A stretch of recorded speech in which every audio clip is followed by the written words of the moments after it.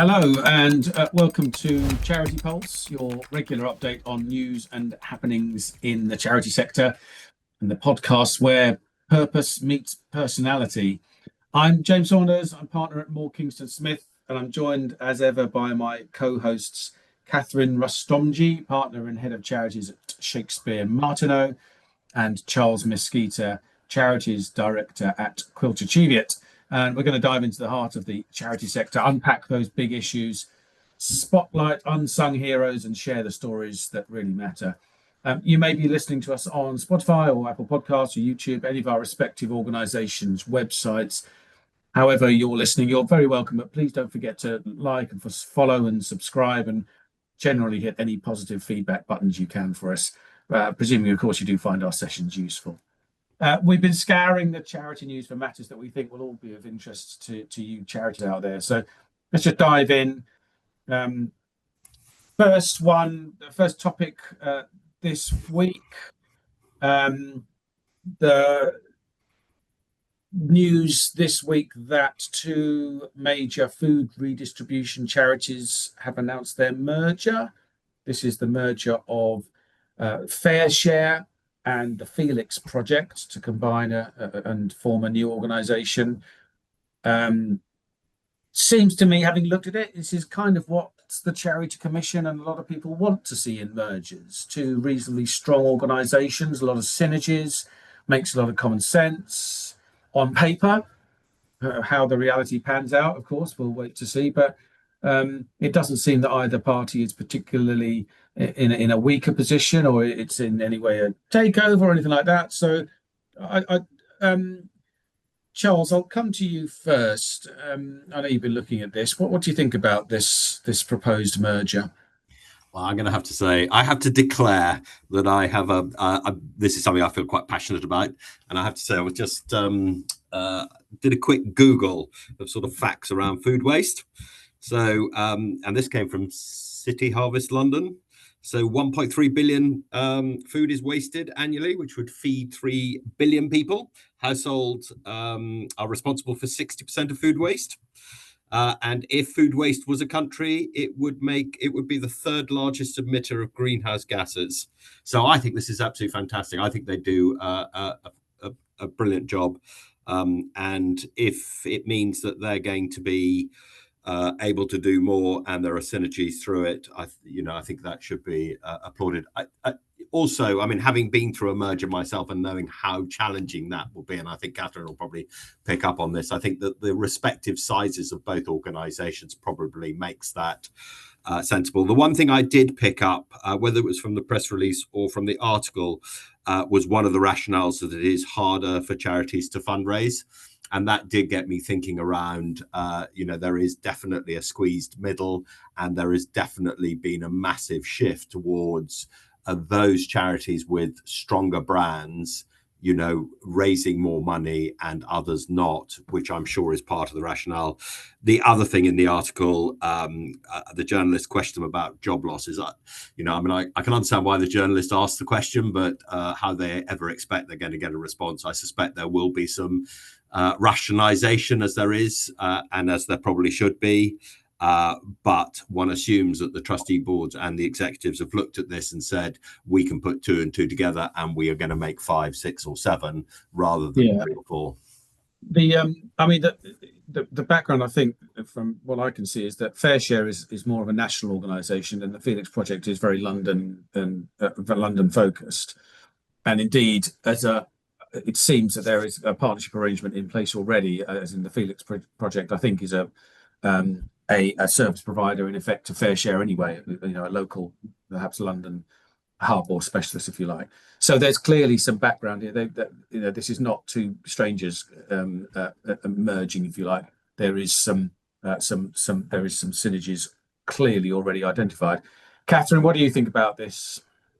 Interesting. I mean, it's almost describing it as a model as if it's a new model. It does talk about the merger will take place over a 12 to 18 month transition period. I would say all mergers do that. I think that period is either front loaded before you announce merger, or it's during, or it's after. But it's always, there's a transition period. So I didn't think that was necessarily anything new. Being a typical lawyer geek, I was jumping into this thinking, yeah, but what's the legal structure? And it says they're creating a new charity, which is interesting because, simplified merger structures, A goes into B, or B goes into A, or A plus B creates a new C. So here we're doing a new C, but that is a lot of cost. There's a new legal structure needs to be created. All of the assets from A and B need to be transferred into it. And then cynically, I did wonder about the 12 to 18 month lead in actually is more of a chance to rationalize staff before you start moving assets and merging the entities. So didn't necessarily see it as the kind of, I don't think it's going to be win-win for everybody. And I also thought it was a bit of a cop-out. The expression that's often quoted is it's turkeys voting for Christmas. When you've got two boards of trustees and two senior management teams, you don't need all of those people. But here, they have still got all of those people. They're all just being moved around and given different titles. And I think that's the settling that needs to happen to create those efficiencies. It's not just within the organisation. I think it's at board level as well. I think, Yeah, Jen, I I mean, think that's when a all said really, and done, sorry, Jen, Charles. I think that's a really good point Catherine makes, because I know that when I went through a merger, we created a new charity. And the reason behind it was actually that one charity didn't want to be seen to be taken over by another. Although actually, from a reality point of view, the most cost effective way would have just been one folding into the other. So the one piece of advice I would give to both of them is whatever decisions you make it in the best interest of the new organization, not as a compromise to existing, because a lot of stuff is internal where they're thinking optically, externally, it has an impact, where in reality, it doesn't.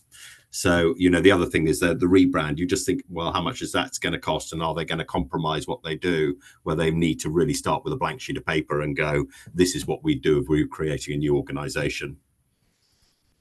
Yeah, I think they said that it would be the Felix brand that would continue, didn't they? Well, I think they were going to continue with both brands for the moment, while they considered it. But again, if you've got one brand is stronger than another and it's already established, then use it if that's going to, because at the end of the day, they have a purpose, and that's delivering that purpose. And if one particular brand already in existence is going to do it, then go for it. I mean, as with all these mergers, what appears on paper in advance and is agreed can completely be blown out of the water by what actually emerges at the other end. Yeah. And as much as we would talk about all the various elements that have been considered, the question is, have they considered the culture in each organisation and what culture they're going to have after these organisations merge and come together? Because that, in my experience, limited experience of seeing reasonably large size mergers happen, it's what happens with the culture in the immediate aftermath of the merger that really sets the scene for how a success is going to be. And although I don't have any academic evidence, I suspect successful mergers are fewer in case studies than those that have had issues, problems, and not been successful. But that's me sort of being slightly taking a guess without any academic or statistical information to back that up. Yeah. So the next one, the next subject to have a look at, the Living Wage Foundation has analysed Office for National Statistics figures and reckons that rates of low pay in the charity sector have increased from 10 to 12% this year. They state report that that's more than double the proportion of low paid roles in the public sector, which is an interesting comparator, but it's far less than the 20% that the private sector reports as low paid wages. So again, another interesting comparator at different ends of the scale. UK overall rate 16%. So the reporting around this has been interesting, and the commentary, and indeed the executive director of the Living Wage Foundation used the phrase, could charities be perpetuating the very problems that they were set up to solve? And this returns to a point that we made when we had one of our guests on, Emily, from a few months ago, who said, asked the question: should charities walk the walk? Should they do what they say they are, fighting for or fighting against? And again, the further analysis of this does suggest that there are particularly geographical and class-based backgrounds or reasons that low pay is in evidence. Catherine, what do you think about this? How does it feel to you? I didn't get excited by it actually. I mean, I thought it was clearly it's a move in the wrong direction, 10% to 12%. It's getting worse in the charity sector. But the comparison to the public sector at 5%, the charity sector is not the public sector. So I don't think that's a valid comparator. Private sector is 20%. So I would almost see as long as the charity sector is better than the UK overall at 16%, I was thinking it's okay.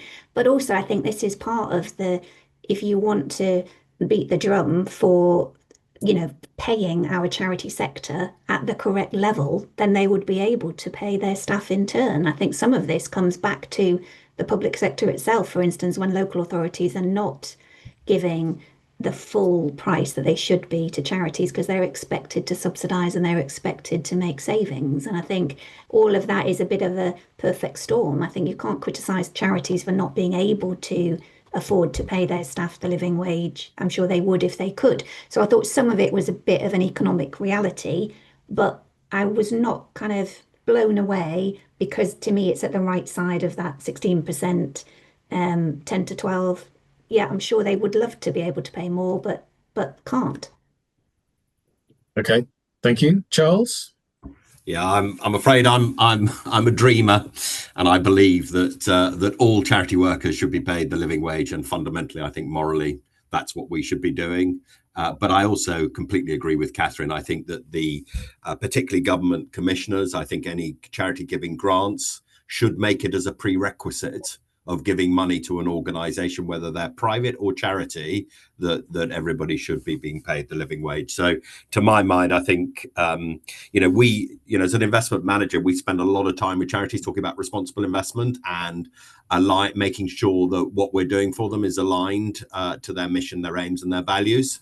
And this to me is just showing that when you're looking at that sort of part of it, that you need to be looking at it from the whole organization, and it starts from the ground up. And I just don't fundamentally think that if you are not paying the living wage, then actually I think it is difficult for charities to really justify what they're doing. And I fully accept that means that those people funding them have got to accept that actually that they need to pay them, particularly local authorities and government, the correct amount of money. So I'm afraid to say I start from a purist point of view, and to my mind it should be zero for the sector, and I'm less concerned about, a bit like Catherine, of what the public and the in fact actually the public should also not be 5%, that should be zero. Okay, thank you. Topic C for the week. This is research from the Association of Chairs, which reports that, amongst other things, trustees are split on paying charity board members. Well, I mean, that's absolutely no news that is news to anyone. But there is there's some interesting analysis about, again, what makes up what makes trustees, and particularly there's commentary around the development and the learning and development, if you like, of boards as a group, and some suggestion. The AOC chair goes on to say that they are going to be working to improve boards and make them more effective. I mean, that's their purpose, of course, but supporting chairs and boards is something they want to really move on. Catherine, you're with your good governance advisory hat on. Did this feel like some useful contributions to you? It's interesting. I mean, I always think sometimes we do struggle to hear the voices of the sector and to know who is thinking what. So yeah, this is a survey, gives some views. There were some bits that kind of, I suppose you pick up different aspects of it, don't you? I thought it was interesting. The Association of Chairs talk about speaking to the Charity Commission about developing guidance on board behaviours and values. I think the Charity Commission would probably say that's pretty much covered in what we've got already. In the, you know, the focus for all trustees has to be what's in the best interest of your charity. So I think if they tried to cover all sorts of inappropriate behaviours, you know, how long would that guidance be? And the point about values, I think maybe that's more of a question of what's motivating people to become trustees. I also thought it was interesting that people considered trustee remuneration a low priority, in which case I think we should stop whittering on about it so much. But actually, they said there was more of an emphasis on board members being able to get paid time off from their employer. And at the moment, I think many employers give at least 1 day per year, many give 2, and others give 3. And I think here, this is actually for charities to start rethinking, then stop having your board meetings at 11 a.m. on a Tuesday, because that's a prime working day for trustees that are still in employment. So, you know, some sort of meeting in the middle, I think, about how you can be more effective in terms of time management and also attract people from different backgrounds and get different voices at board. So yeah, there were some interesting bits, but also I thought there's more to it. I mean, I think when I'm attending our audit meetings at the moment, if you like, you know, I often just bring up sector updates and things like that. And at the moment, there's a few things to cover. In my accounting world, there's a new statement of recommended practice on the horizon. So there's a lot of new guidance to get your head around there for certainly finance trustees. Then there's the new fundraising code, which comes into effect from November, which will affect some organisations. And again, it ought to be on a lot of boards' agenda, quite how that comes through. Then there's the upcoming refresh to the charity governance code, which will be effective should be effective. There's an awful lot of new guidance and regulations and stuff that trustees have got to think about in these next few months. Do we need another good guidance recommendation document for boards, Charles? Probably not. The bits that I picked up from this, well, firstly, who participated. So you've got just over 55% of respondents are over 55, 49% have master's degrees or PhDs, and then 63 respondents were female, 35% male, and 3 preferred not to say.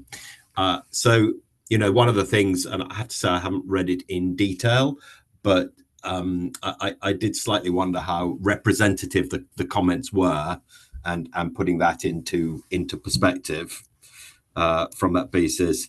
I did think it was interesting that one of the things that they had picked up was about developing principles guiding behaviour around individual board members. Now, I think that this sort of behaviour of individual board members has been something that has been increasingly becoming a problem in the last 5 or 10 years. I can't really remember prior to that it being a big issue, but I'm not sure whether that's because it wasn't publicised and now is being picked up. But to my mind, the biggest thing from this is around having a learning culture. I mean, one of the big, to my mind, if we go back to when we talked about what was being a good trustee, you know, somebody who's got an inquisitive mind is prepared to do it. That to me is probably because you're not meant to be, don't have to be an expert, but if you at least go out and do a bit of research and think about things, you will come back with a better decisions. And the other thing that always worries me is the language around that every trustee, everyone wants trustee boards to be better. They want them to be more effective. So does that mean they're not particularly good at the moment, or they're not particularly effective? I think we need to be very careful about our languages. Yes, language. I think, yes, we want to be on a progressive path to improvement, but I think we should also acknowledge actually most boards, certainly from my experience, do a good job, and they're all volunteers and they feel passionate about it and they're trying to do the best for their beneficiaries. Catherine, do you want to come back on any of that? No, I think so. That was Charles. No, I do not want to. Okay, good. Last topic from this week, and it's one of my pet projects, Omaze. So some reporting actually from the Independent this week, with a charity Gamble Aware raising the matter of Omaze, and it's associating with examples like McDonald's monopoly. Prize draws such as Omaze and McDonald's monopoly are normalizing gambling, particularly for children and young people. And I think what isn't said there is for for the poorer sections of society as well. A charity has warned 20%, 27% of people who gamble are estimated to be experiencing risk of problems with taking part in these types of games. They call them prize draws. And they make the point, which we made before, not currently regulated as licensed form of gambling, but GambleAware said had many, many similarities to gambling. And importantly, people might not understand the risks associated. Catherine, I'll come to you first. This is we've visited this topic a few times. This is a slightly different tack or a slightly different approach, I think. Yeah, and it is interesting, isn't it? I think the fact that prize draws are not regulated as gambling, but I was doing a bit of a Charles and I Googled it, and the definition of gambling is the activity of risking money on the result of something. So, such as a game or a horse race, hoping to make money. So that's exactly what this is. It is gambling. And so I think there is a question there for charities that choose to associate with a gambling organisation, that there are those in society that are suffering as a result of gambling. And I just think there is an ethical piece there around how that money is generated and who is contributing to that. And I think in general, from the National Lottery, those that contribute the most are those that can least afford to do so. So there is a moral question here. And I think it's a dilemma for charities that they might well be saying, well, we can make an absolute fortune from the Omaze prize draw, and every one of those houses looks fantastic and I want them all, but I haven't put my hand in my pocket to buy a ticket. And I do just wonder, the effects of this and whether it's normalizing something that should be treated with more caution. Omaze has made a statement on this and defended itself in effect. It says Omaze is pleased to be working with the Department of DCMS to develop a voluntary code of conduct for the industry to ensure that Omaze's high levels of protections are matched. I mean, if it's voluntary, you're not ensuring anything. To my mind, that's the first point. Well, but it is hard work to see how such a multi-million-pound what is this? It's a gambling. There's gambling in there. An organisation like that can get away with it. But Charles, what do you think about this? Yeah, I agree with Catherine completely. I mean, I think any charity that gets involved with this does it at their risk, because I think reputationally this could significantly blow up. Well, it's interesting you say that, Charles, because do you know who one of the last charities to benefit from Omaze's house sale was? No, it was Fair Share. We've gone full circle. Oh, okay. And Well, the 5.2 million Fair Share was got out of one of the recent house sales. 5.2 million pounds. Omaze says they've so far raised 106 million, given 106 million pounds to charity. I mean, it's a figures you can't sniff at these numbers.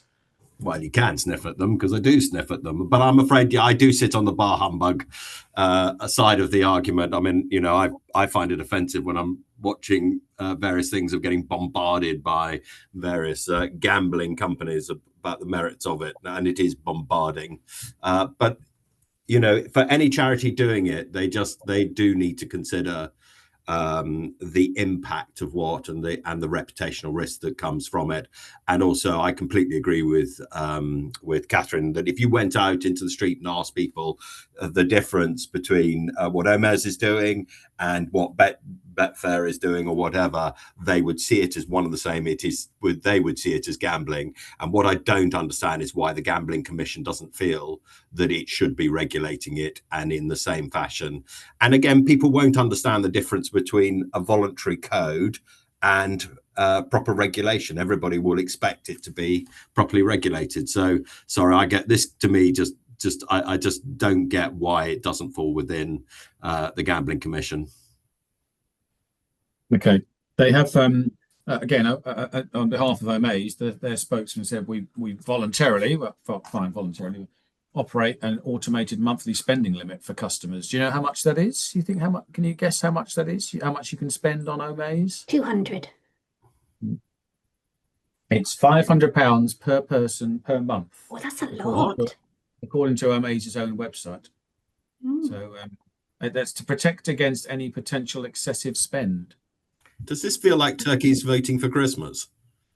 I mean, like I say, and we should say they do say, and I'm sure they're right, in as much as they operate in full compliance with all relevant UK regulations. But and our point is that the regulations, well, they're under the wrong regulations, aren't they? If they're in that gambling space. Yeah, and I'll also give a shout out to the fundraising regulator, because which is voluntary, although I don't think really it is voluntary. But actually, I think they've done a very good job with at least making sure that things are being done appropriately from that basis.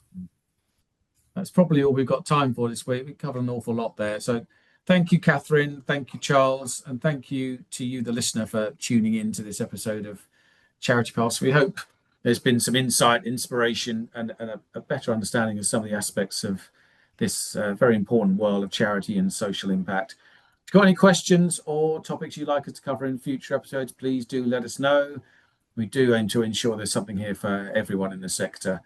And don't forget, please follow us, leave a review, share our podcast with your network, and join us next time as we continue to explore the challenges and the opportunities facing charities and non-profits and voluntary organisations. Bye-bye for now.